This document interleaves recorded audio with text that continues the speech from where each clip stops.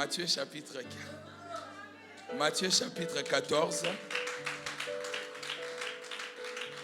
Matthieu chapitre 14, verset 22. Qui a trouvé? Matthieu chapitre 14, verset 22. Si vous avez trouvé, s'il vous plaît, tenons-nous debout pour la lecture. Après, nous allons reprendre nos places. Aussitôt après, il obligea les disciples à monter dans la barque et à passer avant lui de l'autre côté pendant qu'il renverrait la foule. Quand il l'y renvoyait, il monta sur la montagne pour prier à l'écart. Et comme le soir était venu, il était là seul. La barque, déjà au milieu de la mer, était battue par le flot car le vent était contraire. Si c'est votre Bible, soulignez le mot « le vent était contraire ». Et dites après moi « le vent était contraire ». À la 4e veille de la nuit, Jésus alla assurer, marchant sur la mer.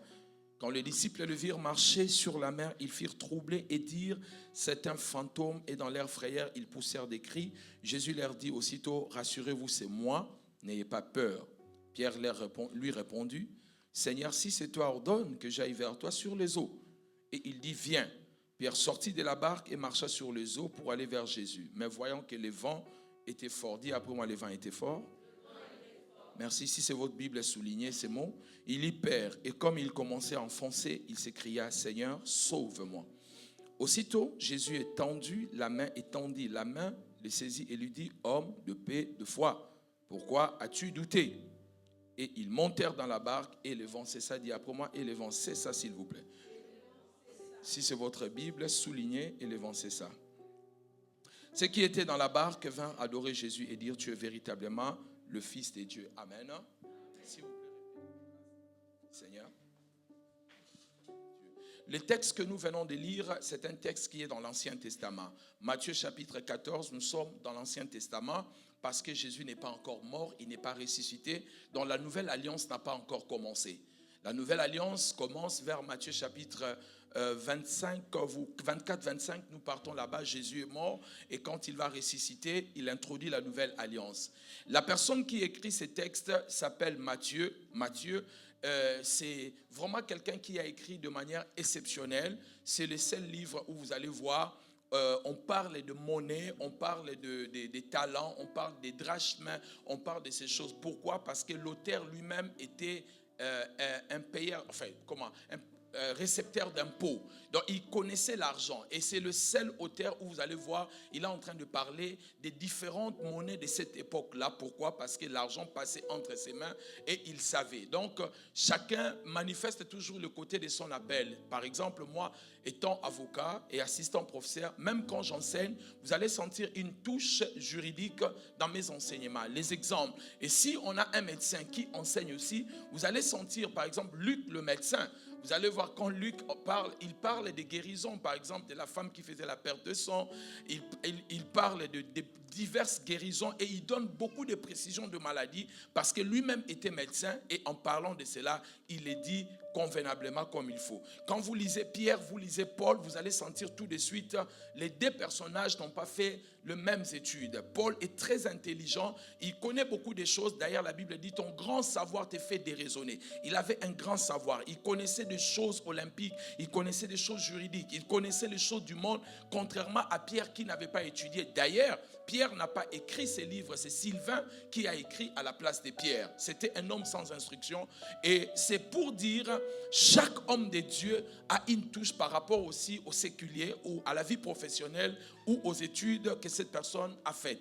Et je vais encourager les jeunes gens, si vous êtes appelés à étudier, étudiez. Parce que les temps arrivent où l'Église va influencer les niveaux élevés. Et nous ne devons pas entrer seulement avec les mots spirituels, mais nous devons aussi entrer avec la connaissance. Les gens doivent savoir que nous avons étudié, nous pouvons discuter et tenir de vraies réunions avec des responsables. Et au-dessus de cela, nous allons ajouter tout ce qui est spirituel. Amen.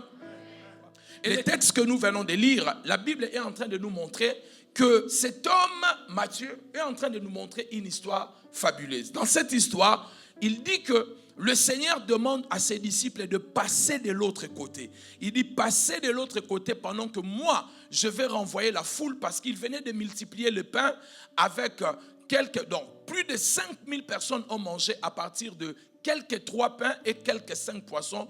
Il a fait une prière de multiplication et les gens ont mangé sérieusement. Frères et sœurs, j'aimerais vous dire une chose. Les gens qui ont mangé plus de 5000, la Bible dit que cette nourriture était la nourriture d'un enfant. Cette nourriture n'avait pas de valeur quand cela était entre les mains de cet enfant. Mais quand il a déposé entre les mains du Seigneur, cela est devenu une provision. Tout ce que vous avez comme talent, capacité, remettez cela entre les mains du Seigneur. Vous verrez ce que le Seigneur fera de vous. Donc, disposez votre temps pour le Seigneur et vous verrez ce que le Seigneur va vous donner au retour. Et le texte nous dit ceci. Pendant qu'il renvoyait la foule, les disciples sont montés dans la barque pour passer de l'autre côté. Suivez-moi très bien. Chacun de nous ici, merci, chacun de nous ici a une promesse de Dieu. À travers un prophète, à travers le pasteur, à travers l'évêque, à travers le texte de la Bible, vous avez reçu une promesse où Dieu vous a dit, cette année vous verrez telle chose. Dans 2 ans, je vais faire de toi ceci ou cela. Dieu vous a parlé d'une manière, d'une autre. Mais quand vous regardez votre vie actuelle, et vous regardez ce que Dieu vous avait dit, c'est comme s'il y a la nuit et le jour. Vous vous posez des questions, vraiment, est-ce que c'est Dieu qui m'avait parlé? Dieu m'a parlé, mais pourquoi les choses ne bougent pas? Pourquoi je galère? Pourquoi je ne me marie pas? Pourquoi je n'obtiens pas cette promotion? Pourquoi rien ne bouge? Laissez-moi vous dire une chose. Quand Dieu vous donne une promesse, avant que la promesse passe à l'accomplissement, la promesse doit passer par un moment d'impossibilité. Si la promesse que Dieu vous a donnée ne passe pas à un moment d'impossibilité, ça veut simplement dire l'accomplissement est très loin. Lorsqu'il a appelé Abraham, Abraham avait 75 ans. Il a dit à Abraham, je ferai de toi le père de multitudes. À 98 ans, cela était devenu impossible. Abraham n'avait pas d'enfant. Il dit à Dieu, je m'en vais. Je vais mourir, je n'ai pas d'enfant. À 100 ans, Dieu a rendu cela possible. Si vous voyez la promesse de Dieu dans votre vie commence à devenir difficile, impossible, compliqué, sachez-le que tu n'es plus loin de miracle. Beaucoup de gens ne le savent pas. Quand les choses deviennent compliquées, ce n'est pas le moment d'abandonner. C'est que tu es en train de t'approcher de ton miracle. Et je prophétise ce matin, le moment de ton miracle arrive. Je dis que le moment de ton miracle arrive. Je suis en train de dire que le moment de ton miracle arrive. Cette année, elle ne se terminera pas comme elle avait commencé. Cette année, tu vas toucher à la bénédiction que Dieu a préparée pour toi. Si tu crois, dis Amen. Et de la même manière, tu dis Amen, cela va arriver dans ta vie au nom de Jésus. Si tu dis Amen, que ces miracles s'opèrent dans ta vie dans le nom de Jésus. La rapidité de ton Amen crée la rapidité de ton miracle. Alléluia. Qui m'a dit Amen dans cette maison? Mon Dieu, je me sens comme un prédicateur ce matin. Reprenez vos places. Je me sens comme un prédicateur. Assis-toi.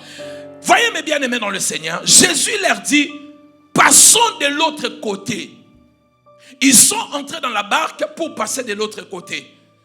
Pendant qu'ils faisaient leur traversée, la Bible dit, il y a un vent qui était contraire. Le vent les empêchait d'atteindre leurs objectifs. Ils sont dans la barque. Ils sont en train d'aller vers leur destinée, l'accomplissement de leurs promesses. Voilà que Satan soulève un vent et ce vent les empêche de progresser. Il y a quelqu'un dans cette salle, tu as l'impression que tout est contraire à la promesse de Dieu. Tu as la promesse que tout ce que Dieu t'a dit, ça ne marche pas. Il avait dit que tu auras des enfants. Mais regardez, 5 ans après, rien n'a bougé. Tu te dis, mais qu'est-ce qui va m'arriver? Il avait dit que les choses vont bouger. Rien ne marche. C'est un vent contraire qui combat la promesse de Dieu. Et les disciples étaient dans la barque. Ça secouait. Ça les empêchait de passer de l'autre côté. Et là, dans la barque, les disciples ont commencé à avoir peur. Ils ont commencé à trembler. Et on va mourir. Laissez-moi vous dire une chose. La peur n'est pas naturelle. La première fois que l'homme a eu peur, c'est quand il avait péché. L'homme n'avait jamais eu peur. Quand Adam a péché, il a dit à Dieu, j'ai peur, je me cache. C'est la première fois. La peur, bien aimé, elle ne vient pas de Dieu. Dieu ne peut pas te faire peur. Oh, j'ai l'impression que c'est le cancer. Oh, j'ai l'impression... Non, ce n'est pas Dieu, c'est la voix de Satan. Dieu ne nous fait pas peur. Toute peur que tu reçois, que tu ne peux pas réussir, les choses ne vont pas changer. Je vais faire encore la crise. Je serai encore malade. Sachez-le que c'est la voix du diable.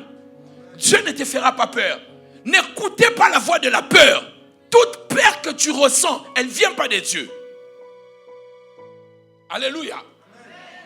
Parce que c'est l'arme, la piste d'atterrissage de Satan, la peur. Dès qu'il installe la peur, il va atterrir pour détruire la vie de la personne. Rejetez la peur. Oh, on avait dit, si je touche comme ça, si je sens une boule à l'intérieur, ça peut être le cancer. Tu vas te tuer pour rien, ma soeur, avec des soucis. Ce n'est pas Dieu. Dieu ne veut pas te tuer et il ne te tuera pas. Résistez à cette voie-là. Commandez à cette voie de partir. Les disciples sont là. Ils ont commencé à trembler. Oh, on va mourir. La première des choses, je vais vous dire 4 choses que les disciples avaient oubliées. Et ces 4 choses, vous ne devez jamais les oublier lorsque vous traversez une crise ou une situation difficile. La première des choses que les disciples avaient oubliées, ce n'était pas un homme qui leur avait dit de passer de l'autre côté. C'était Jésus qui leur avait dit, passez de l'autre côté. Donc, la parole là, elle ne venait pas d'un homme. Elle venait de Dieu. Or, la Bible dit qu'il a créé toutes choses par sa parole.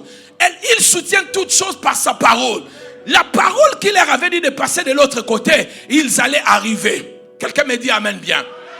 Comme c'était la parole du Seigneur, rien ne pouvait les arrêter. C'est la parole qui a créé toutes choses.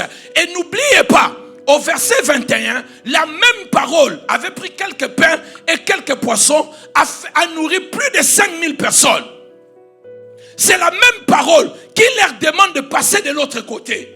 Mais lorsqu'ils rencontrent la peur, ils ont commencé à oublier la parole. Frères et sœurs, n'oubliez jamais la promesse de Dieu. Numéro 1, c'est que Dieu t'a dit. Pourquoi Dieu nous donne la promesse? Écoutez-le très bien. Pourquoi Dieu te donne la prophétie? La prophétie et la promesse, ce ne sont pas pour Dieu. C'est pour toi. Parce qu'il sait que tu vas traverser des moments difficiles. Il te donne la parole et la promesse. Quand les moments difficiles vont venir, que tu ne regardes pas aux moments difficiles, mais que tu regardes à ce qu'il t'avait dit. Et plusieurs personnes oublient la parole de Dieu, regardent aux difficultés. Les disciples, au lieu de regarder la parole qui leur disait passer de l'autre côté, ils ont commencé à regarder les circonstances. Ils regardaient les problèmes. Ils regardaient les vents contraires. Ils ne regardaient plus la parole de Dieu. Frères et sœurs, j'aimerais te dire, la parole de Dieu dans ta vie, elle ne faillira jamais. J'ai dit que la parole de Dieu dans ta vie, elle ne faillira jamais. Ce que Dieu a dit, ça va s'accomplir. Ce qu'il a déclaré, ça va s'accomplir. Dieu n'est pas un homme pour mentir. Ce qu'il dit, il le fait. Ce qu'il déclare, il accomplit. Si tu crois, dis amen 7 fois. Come on.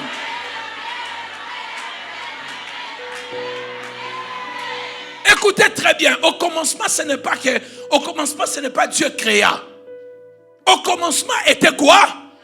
La parole. Au commencement, ce n'est pas que Dieu a créé. Au commencement était la parole. Ça, c'est Jean chapitre 1. Dans Jean chapitre 2, la Bible dit que la parole est venue. Il y avait une fête. Il n'y avait plus de vin. La parole a changé de l'eau en vin. Au chapitre 3, il y avait un homme qui croyait connaître la parole. Quand la parole est venue, elle a enseigné cet homme Nicodème. Au chapitre 4, la parole est venue trouver une femme qui changeait des hommes. La parole a fait de cette prostituée une évangéliste. Au chapitre 5, la parole est venue dans la piscine de Bethesda. Il y avait un homme malade. La parole lui a donné la guérison. Au chapitre 6, la parole a donné le pain. Au chapitre 7, la parole a donné de l'eau. Après avoir mangé le pain, au chapitre 6, au chapitre 7, il leur donne de l'eau. Au chapitre 9, il ressuscite Lazare. Plutôt, au chapitre 9, il guérit l'aveugle de descendre. Au chapitre 10, elle dit que je suis le bon berger. Au chapitre 11, il ressuscite Lazare. Regardez, la parole de Dieu, elle s'adapte à tes problèmes. Même quand tu manques, le jour du mariage, il vient changer de l'eau en vin. Lorsque tu demandes la nourriture, au chapitre 6, elle te donne le pain. Quand tu manges le pain, tu as soif. Au chapitre 7, elle te donne de l'eau. Lorsque tu as besoin de la protection, elle devient le bon berger au chapitre 10. N'oubliez jamais la parole de Dieu. Dieu n'est pas un menteur. Dieu n'est pas un bavardeur. Quand il dit des choses, Oh, dis amen pour que je te parle. Quand Dieu dit quelque chose, c'est pas qu'il le fera. Il a déjà fait. Amen. Parce que Dieu ne commence pas au commencement. Avant que Dieu commence, il vient d'abord à la fin. Il finit les choses. Quand il finit les choses, il vient maintenant au commencement te voir. Il te dit, je vais te bénir. Je ferai de toi un grand homme. Ce qu'il te dit, il a déjà fini. Tous les problèmes que tu vas rencontrer entre ici et là-bas, ça ne va pas te tuer parce que lui, il avait déjà fini. Quand il avait dit aux disciples de passer de l'autre côté, il le voyait déjà de l'autre côté. Les vents contraires ne pouvaient pas les arrêter. Un jour, lui-même, le maître, dans Marc chapitre 5, il se trouve dans une barque. Il allait dans le pays des Génésariens. Pendant qu'il partait, la Bible dit, Satan a soulevé un vent. Le vent secouait la barque. De l'eau entrait dans la barque. Jésus continuait à dormir. Les disciples sont venus, maître, réveille-toi, nous sommes en train de mourir. Quand Jésus se réveille, il s'étire d'abord. Mais on est en train de mourir, c'est une urgence. Lorsqu'il se réveille, il regarde les vents. Il dit, vent, tempête, calme-toi. Mais pourquoi Jésus n'avait pas peur pendant que les apôtres avaient peur? Pourquoi lui il dormait? Est-ce que toi tu peux dormir dans un lac ou dans un océan où de l'eau, la barque elle est secouée, ou sur un fleuve, parce que la barque ne peut pas entrer dans un océan, dans un fleuve, la barque est secouée, de l'eau entre, est-ce que tu vas continuer à dormir? Mais Jésus dormait. Pourquoi il dormait? Il savait que sa mort n'était pas dans l'eau, sa mort était à la croix. Donc, il savait tout ce qui pouvait se faire n'allait pas le tuer. Il avait la promesse. Lorsqu'il a quitté le ciel, son père lui avait dit, tu mourras à la croix. Tu ne mourras pas par la barre. Est-ce que Dieu avait dit que le cancer va te tuer? Et pourquoi tu as peur? Est-ce qu'il t'avait dit que la maladie te tuera? Jésus n'avait pas peur. Il savait. C'est vrai, quand il s'est réveillé, j'imagine quand il ouvrait les yeux, il a touché, il a senti le bois, il a dit, oh peut-être je suis en train de mourir, c'est le bois. On devait me pendre sur un bois. Mais quand il a regardé, oh non, c'est sur l'eau. Non, moi je vais mourir sur une montagne. Donc ça ne va rien me faire, je dors encore. Laissez-moi tranquille, mon temps n'est pas encore venu. Alléluia. N'oubliez jamais la première des choses, la promesse de Dieu. Dieu n'est pas un homme, frères et sœurs. N'oubliez jamais ce que Dieu a dit sur votre vie. Ce que Dieu vous avait promis. Je disais l'autre fois, je crois hier, à l'église, de l'autre côté de la, Dieu nous a parlé, moi clairement. Dieu m'a dit, mon fils, tu dois rentrer au Congo. J'étais tranquillement en Europe avec toute ma famille, ma mère, mes soeurs. J'étais parti très jeune. Et puis, je ne connaissais plus rien du Congo. Une nuit, je dormais, je vis une montre.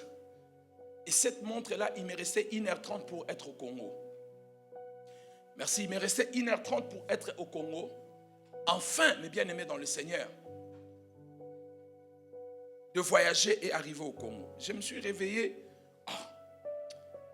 Deuxième fois, je vois la même vision, mais il me restait 1 heure.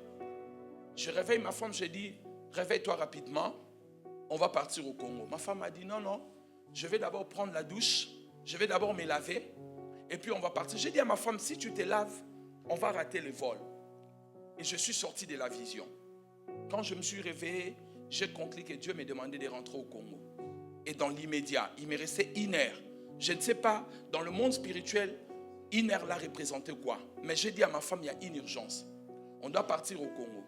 C'est plus tard que j'ai compris pourquoi ma femme voulait se laver. Ça veut dire qu'elle revenait quand même de l'Europe, elle ne pouvait pas descendre à Kin sans préparation. Elle voulait quand même acheter des vêtements, black cap, macap, rouge à lèvres, jaune à lèvres, vert à lèvres, toutes ces choses-là. Le Seigneur a dit, partez comme vous êtes. Je vais vous laver à Kinshasa. Rentrez là-bas. J'ai dit à ma femme, moi je pars, je vais préparer les terrains. Je suis parti, je suis revenu, je suis reparti, je suis revenu. Finalement, je suis venu prendre mon épouse. Nous sommes rentrés à Kinshasa. En arrivant à Kinshasa, frère, on dormait au salon. Les salons du petit frère de ma femme. Ce n'est même pas les grands frères, on peut dire, bon, on habite chez les grands frères, mais les petits frères. Et là, les gens nous sautaient comme ça. On dormait là. On revenait de l'Europe. Mais on savait, peut-être ma femme ne le savait pas, moi je savais. C'est mon terrain, le lieu de prédilection. C'est là où Dieu va changer ma vie. Laissez-moi vous dire une chose. Ne jugez jamais la main de Dieu au commencement. Beaucoup de gens ont commis l'erreur de juger la main de Dieu au commencement. Tu as commencé quelque chose, comme c'est petit, ça ne marche pas. Tu dis, vraiment, tu commences à juger Dieu. Laissez le temps à Dieu. Laissez le temps à Dieu. Il sait. Comme chez nous, on dit, à Kinshasa, donc c'est un grand. Lui-même, il sait prendre ses responsabilités. Nous sommes arrivés là, c'était dur et difficile. Frères et sœurs, 2 ans après, si je ne m'abuse, 2 ans après, vous savez ce qui nous est arrivé 2 ans après? 2 ans ou 3 ans, j'ai ouvert pratiquement 3 entreprises. En publicité, un restaurant, et puis, qu'est-ce que j'avais fait encore? Non, 2 entreprises. J'ai ouvert 2 entreprises. Quelques temps après, 4 ans ou 5 ans après, on a construit une maison qui a plus de valeur. Une valeur de plus ou moins 1,5 million d'euros. On n'avait pas tout cela. Mais dans peu de temps, parce que Dieu avait parlé. Si c'est Dieu qui a parlé, peu importe les circonstances, si c'est vraiment Dieu qui a parlé, frères et sœurs, peu importe la tempête, cela n'arrêtera pas la parole de Dieu. Je prophétise sur toi, la promesse de Dieu va se réaliser. Je dis que la promesse de Dieu va se réaliser. Ce qu'il t'avait dit, ça va s'accomplir. Et cette année, tu verras le début de l'accomplissement. Celui qui croit, il dit Amen 5 fois. Come on! Ce que Dieu t'a dit, ça va se faire. Dieu ne ment pas. Il n'est pas un menteur, il n'est pas un flatteur. Il ne dit pas des choses pour faire plaisir. Il dit des choses qu'il a déjà fait. Quand il nous demandait de rentrer, il nous voyait déjà dans la gloire. Et en ces jours, nous ne manquons de rien. On ne manque de rien. Et je peux vous assurer par la grâce de Dieu, on vit mieux que les amis qu'on a laissés en Europe. Et ils nous envient. Parce que nous avons une parole de Dieu. Ma question est celle de savoir qu'est-ce que Dieu t'avait dit. Et par quoi tu passes. Qu'est-ce que tu es en train de traverser comme problème qui te fait douter aux promesses de Dieu.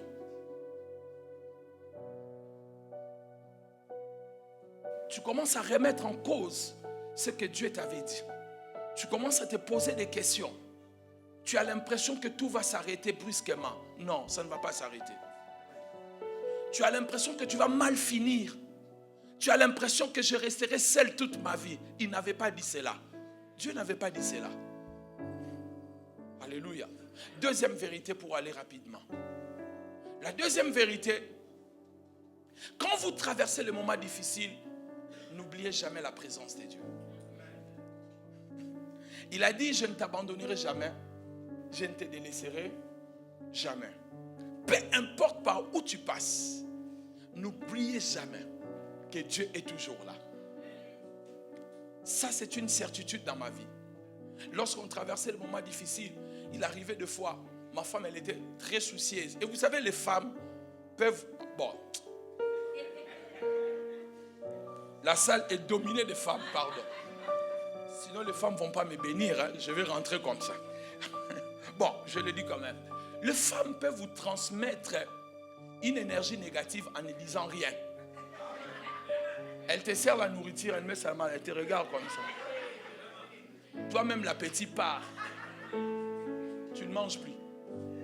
Surtout si tu n'avais pas écouté son conseil.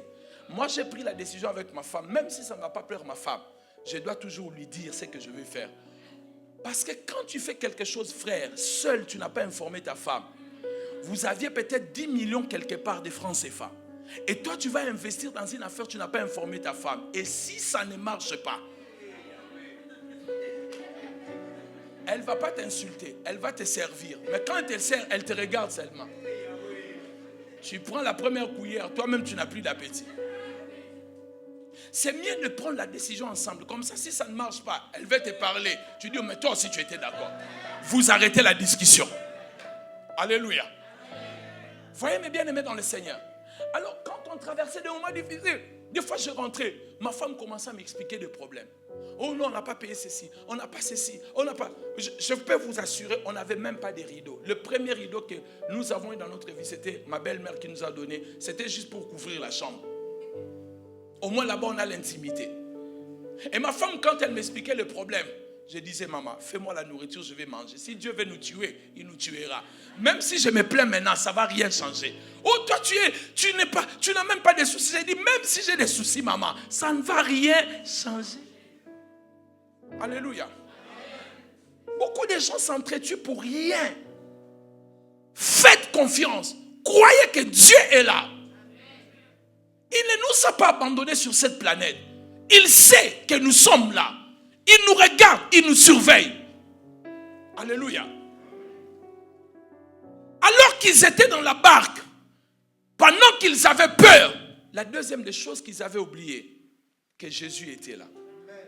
Du coup, ils ont vu un homme marcher sur les eaux. Quelqu'un marchait sur les eaux. Oh, ils ont dit, mais c'est un fantôme. Imaginez qu'ils avaient peur de la tempête. Et cette fois-ci, maintenant, ils ont peur d'un fantôme. Ils ont crié au scandale. C'est un fantôme. Jésus leur a dit, rassurez-vous, c'est moi. Il rassurait sa présence au milieu d'eux. Frères et sœurs, l'enfer n'est pas mauvais parce qu'il y a le feu. L'enfer est mauvais parce qu'il n'y a pas la présence de Dieu. Alléluia. Shadrach, Meshach, Abednego, ils étaient dans le feu, mais comme il y avait la présence de Dieu, ils ne pouvaient pas mourir. Dieu a promis, il a dit, je serai avec vous jusqu'à la fin du temps. Croyez, il est là. Un jour, un homme, je crois que vous avez déjà vu cette illustration. Un homme, il marchait avec Dieu.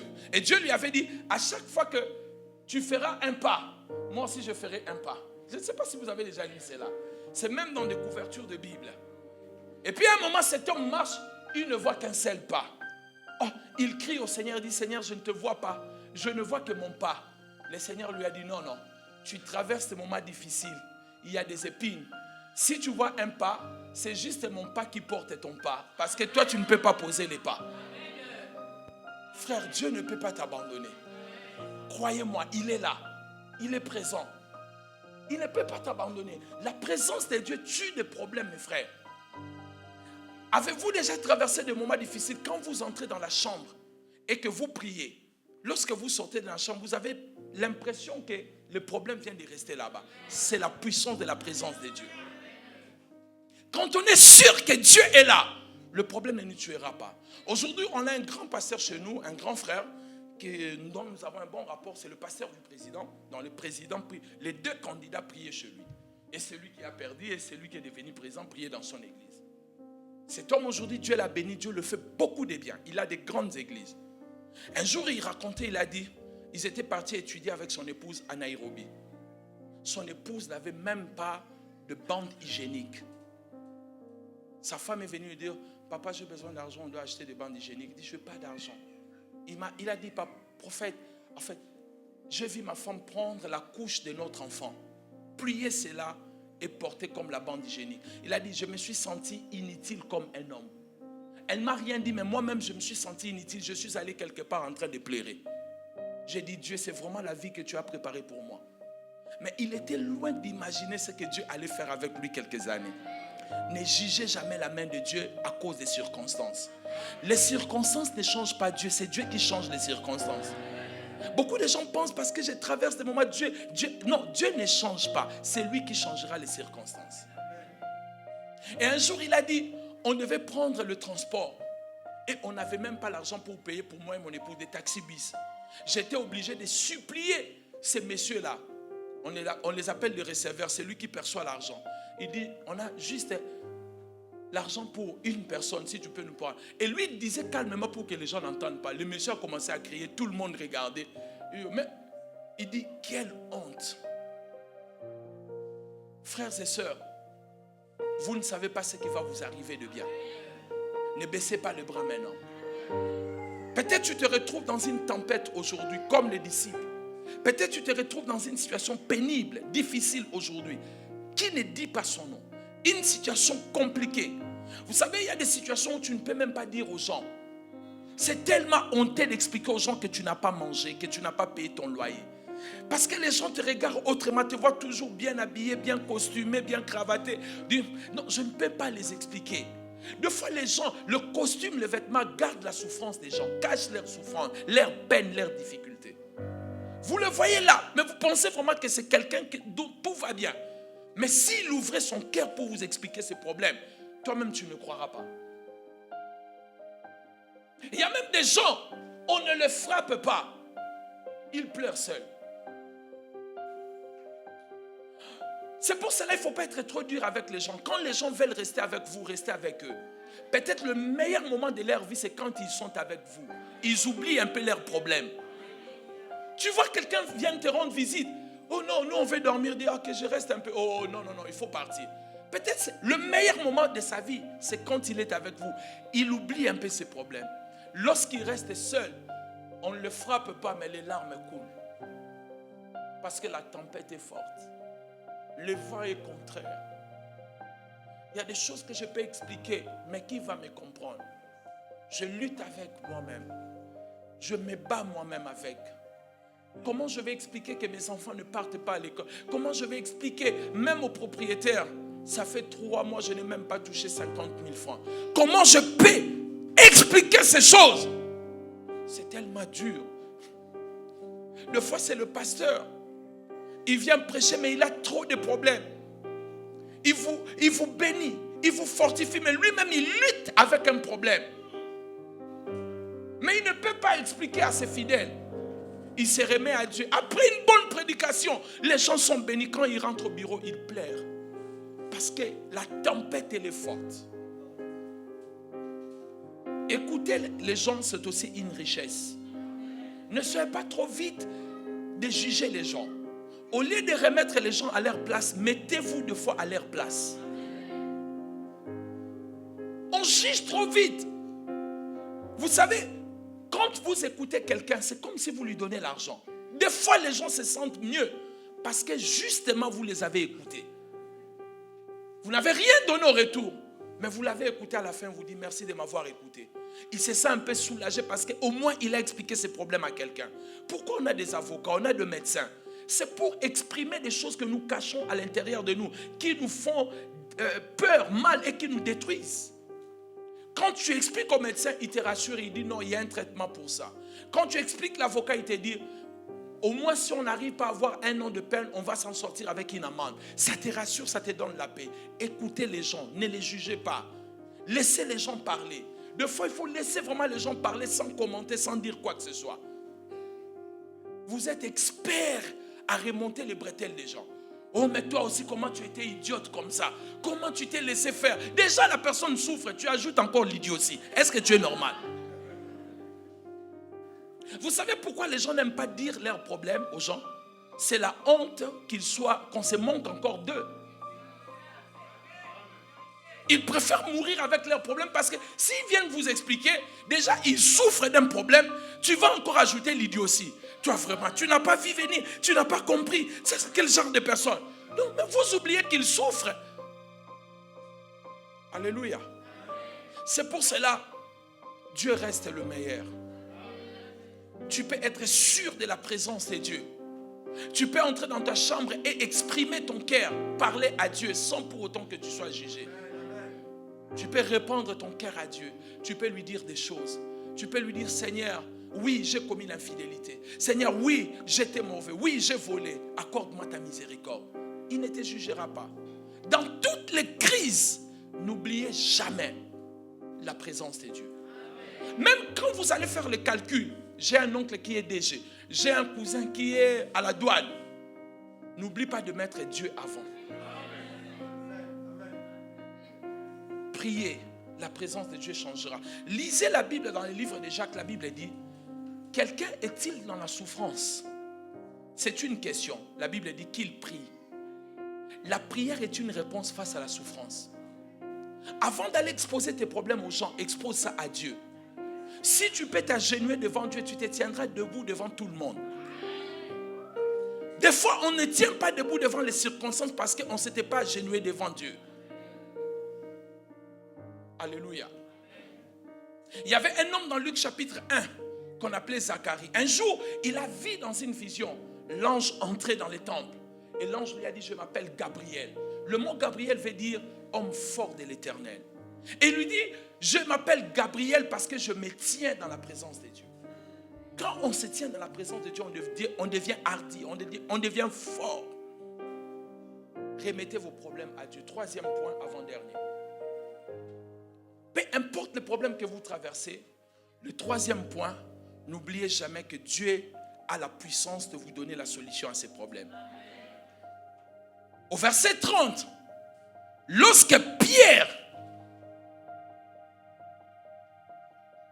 et les disciples ont vu le fantôme, Jésus marchait sur les eaux, ils ont dit c'est un fantôme. Jésus le rassure en disant c'est moi. Pierre, comme il aimait trop parler, il a dit Seigneur, si c'est toi, ordonne que j'aille vers toi. Le Seigneur lui a dit d'accord Pierre, sors dans la barque et viens vers moi. Pierre est sorti de la barque, il a commencé à marcher vers Jésus. Il marchait vers Jésus. Au verset 30, la Bible dit voyant que le vent était devenu fort. Le vent était comment au début? Qui était avec moi? Était comment? Contraire. Mais au verset 30, le vent n'est plus contraire. Le vent est devenu fort. C'est pour cela que je vous avais dit de souligner le vent. Le vent qui était fort est devenu comment? Et qui était contraire est devenu comment? Fort. Pierre, il marchait. Le vent est devenu fort. Au lieu de regarder celui qui l'avait appelé, il a commencé à regarder les vents. La Bible dit Pierre a commencé à sombrer. Il a commencé à se noyer. Et pendant qu'il s'est noyé, il a crié. Il a dit Seigneur, sauve-moi. Jésus étendit la main, il tira Pierre. Pierre et Jésus vont se tenir sur l'eau. Amen. Troisième point, c'est la puissance de Dieu. Vous savez que Dieu est la seule personne qui investit dans une entreprise qui fait faillite. Toutes les entreprises, quand ça commence à faire faillite, on récupère l'argent. Vous savez pourquoi l'Afrique n'a pas beaucoup d'investisseurs à des parieurs? Parce que ce que vous voyez, des investisseurs sont venus, ils ont mis 300 millions. Ce n'est pas un investissement, c'est du pari. Ça veut dire, bon, si ça marche, tant mieux. Si ça ne marche pas, bon, je le perdrai. L'investissement doit commencer par des milliards de dollars dans des pays comme le pays d'Afrique. Parce qu'il y a beaucoup de choses à faire. Pourquoi les investisseurs ne viennent pas? Vous savez pourquoi ils ne viennent pas? Ils ne viennent pas parce que nos pays ne sont pas sécurisés. On n'a pas de bonne justice, on n'a pas de bons tribunaux. Bon, pas chez vous, au Congo. Pardon, je n'ai pas dit chez vous. Chez nous, au Congo, la justice, elle est vraiment corrompue. Vous voyez? Donc, elle est vraiment corrompue, la justice. Merci beaucoup. Vous voyez, la justice, elle est vraiment corrompue chez nous. Hein? Pas vous, pardon. Filmez bien. C'est vrai qu'il y a des hauts à l'intérieur, mais je dis Congo. Amen. La justice, elle est tellement corrompue chez nous, mes bien-aimés. Et puis, les investisseurs ne viendront pas. S'il y a un problème avec quelqu'un, ils savent qu'on peut corrompre et perdre autant d'argent. Il y a l'insécurité à l'est du Congo. Et si le problème arrivait, comment il va sauver ces milliards? La sécurité est une chose qui attire les investisseurs. Une bonne justice, une bonne gouvernance. Ça attire les investisseurs, pas des aventuriers qui sont en France, qui viennent piller l'Afrique. Je parle des vrais investisseurs. Amen. Maintenant, mes bien-aimés, quand il fait faillite, il est en train de se noyer. Dieu prend la puissance, il ajoute dans Pierre. Il tient Pierre. N'oubliez jamais, peu importe les problèmes, Dieu a la puissance pour te faire sortir de là. Ton problème ne peut pas être plus grand que la puissance de Dieu. 1 Jean 4,4, la Bible dit, celui qui est en nous est plus grand que celui qui est dans ce monde. Qui m'a dit Amen? Donne-moi ton Amen bien. Qui a dit Amen? Alléluia. Celui qui est en nous est plus grand que celui qui est dans ce monde. Est-ce que je parle à quelqu'un? Lorsque tu traverses la situation difficile, faites confiance à l'Éternel. Vous savez, mes bien-aimés, dans le psaume 23, la Bible dit, quand je fais quoi? Je traverse la vallée. Dans le moment difficile, il n'y a pas une chaise. David n'a jamais dit, quand je m'assois dans les moments difficiles, il n'y a pas une chaise. C'est pour cela qu'on dit quoi? Ces derniers temps, je fais quoi? J'ai fait quoi? On n'a jamais dit que ces derniers temps, je suis vraiment assis dans les moments difficiles. Parce que les moments difficiles n'est qu'une forme de traversée. On ne peut pas s'asseoir éternellement dans le problème. À un moment, ce problème va passer. Alléluia. Et quand tu quittes la pauvreté, ce n'est pas pour rencontrer la pauvreté. Quand tu quittes la maladie, ce n'est pas pour rencontrer. Ce que tu traverses, c'est pour rencontrer le contraire de l'autre côté. Alléluia. Et je conclue mon message. La Bible dit, mon ami, viens s'il te plaît. La Bible dit, tu peux monter. Lui, c'est notre Jésus. Bon, Jésus avec le masque. Et non, lui, il est avec les disciples. Moi, je vais prendre Jésus parce que je suis en costume. Moi, Jésus, lui, c'est Pierre. Alors, va de l'autre côté, s'il te plaît. Va de l'autre côté. Regardez ce qui va se passer. La Bible dit, Pierre sort. Viens, Pierre. Pierre là, avec les slims là. Pierre, pendant qu'il marchait, Jésus marchait aussi sur les eaux. Amen. Pendant que Jésus marchait sur les eaux, Pierre a dit, Seigneur, si c'est toi, ordonne que j'aille. Le Seigneur lui a dit, Pierre, sors dans la barque, rentre un peu vers notre frère.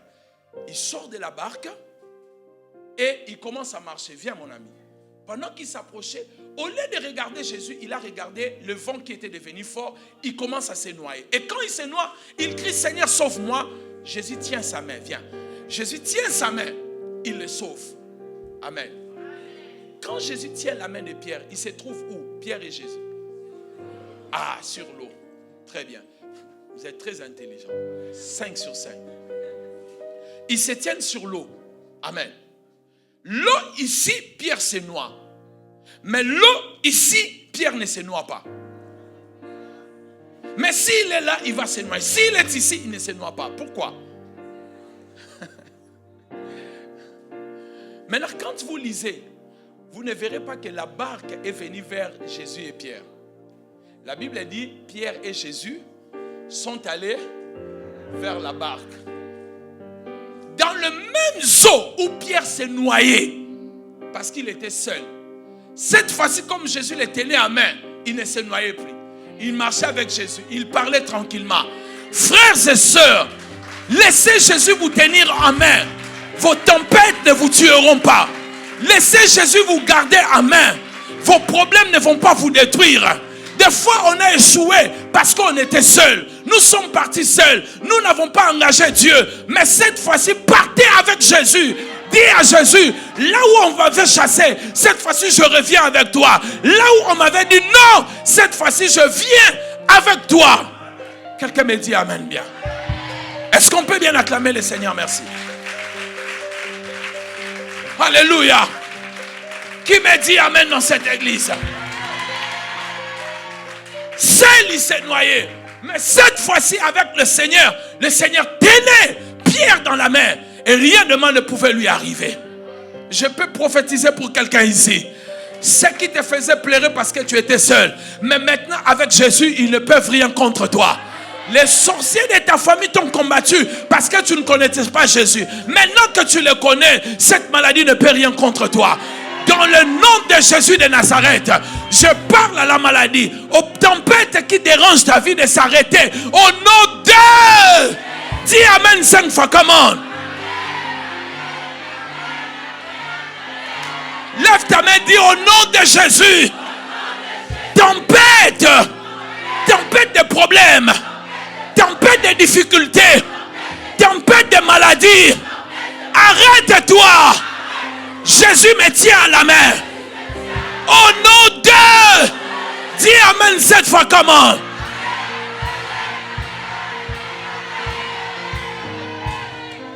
Asseyez-vous, j'ai fini.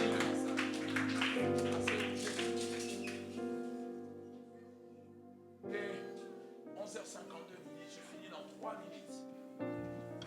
La plus belle partie de cette histoire, ce n'est pas tout ce que je viens de vous dire. Tout ce que je viens de prêcher n'est pas meilleur que ce que je vais vous dire en conclusion de 3 minutes. La Bible dit, lorsqu'on a lu au départ, la Bible dit le vent était contraire. Le contraire de ce que tu veux, tu demandes à Dieu. Tu ne fais que voir le contraire. Les amis se marient, les amis voyagent. Toi, tu vis le contraire. Au verset 30, le vent est devenu. Le même problème là, qui est contraire, qui te fait pleurer. Alors que tu entres en jeûne, tu pries, tu cherches Dieu. Quand tu sors, ça s'empire encore. Tu pries pour ton mari parce que vous ne vous entendez plus. Tu vas même à la retraite, tu pries avec le pasteur Franck. Le pasteur Franck te dit, ça y est, Dieu va toucher son cœur. Tu reviens comme ça, oh, il a engrossé encore. Donc la situation s'empire encore. Tu as dit, non, là, je vais baisser les bras. Troisième sorte de vent, la Bible dit, et le vent. Et le vent. Quel est le vent qui a cessé? La souffrance. Le même problème, le même vent qui était contraire. Le même vent qui était devenu fort. C'est le même vent qui a fait quoi? Le même problème qui est contraire à la volonté de Dieu aujourd'hui. Demain, ça va s'empirer. Mais la finalité, qu'est-ce qui va arriver? Ça va cesser. Il n'y a pas un problème éternel. Un jour, ce problème va s'arrêter. Et c'est cette année que ce problème s'arrêtera. J'ai dit que c'est cette année que ce problème va s'arrêter. J'ai dit que c'est cette année que ce problème va s'arrêter. Qui m'a dit Amen 3 fois? Alléluia. Voici la conclusion de ces messages et nous partons. Oh, gloire à Jésus. Gloire à ton nom, Seigneur. Gloire à ton nom. Gloire à ton nom. Nous avons fini. Quand vous prenez une boîte de conserve, on met deux choses, n'est-ce pas? La première, c'est quoi?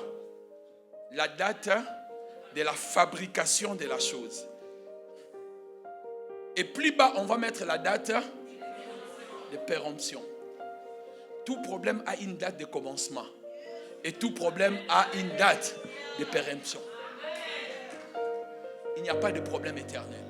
Aussi vrai que ce problème a commencé, aussi vrai un jour ça va s'arrêter. Aussi vrai que ces troubles menacent ton mariage, aussi vrai qu'un jour ce problème va s'arrêter. Aussi vrai que ce problème de santé te dérange, aussi vrai que ce problème va. Que Dieu nous bénisse.